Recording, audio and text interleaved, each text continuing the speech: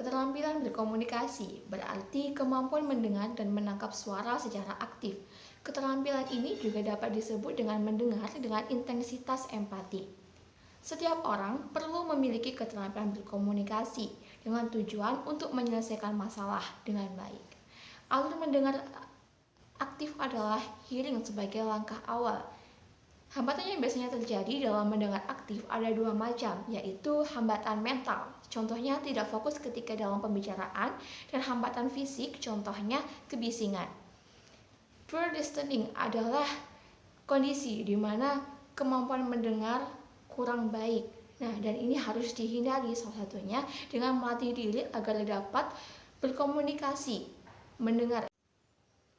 Berbicara efektif adalah kemampuan menyampaikan maksud dan tujuan dengan baik dan jelas. Dalam penerapannya, kemampuan ini dipengaruhi oleh faktor pengalaman, pengetahuan, intelijensi, kepribadian, dan biologis. Dalam berbicara efektif, ada hal-hal yang harus dihindari, antara lain berbohong, mengancam, menggunjing, mempermalukan, dan memotong pembicaraan. Berikut tips yang dapat membantu kamu dalam membiasakan berbicara efektif. Yang pertama, menyiapkan bahan pembicaraan. Yang kedua, fokus dengan apa yang akan disampaikan. Yang ketiga, intonasi yang sesuai. Dan yang keempat, singkat dan jelas.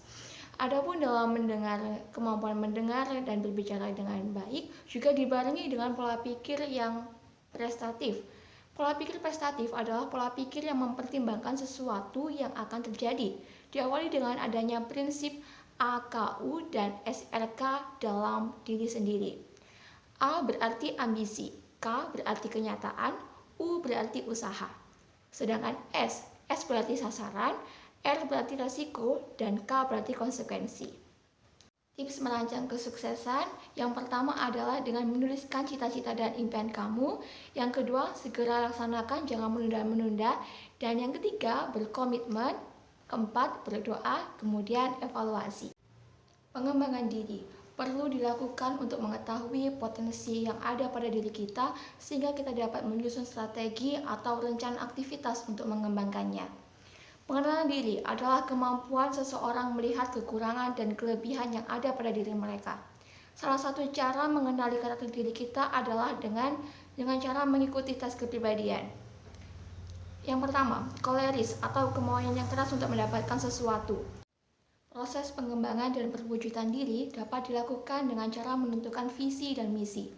Visi bisa didapat dari imajinasi, pengetahuan, dan kemampuan fisik.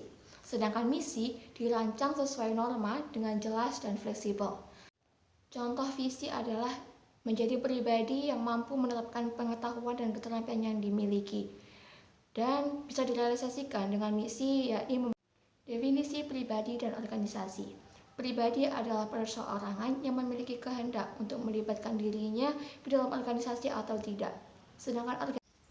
Sedangkan organisasi adalah sekumpulan orang-orang yang membentuk kesatuan dengan memiliki visi yang sama untuk mewujudkan tujuan bersama.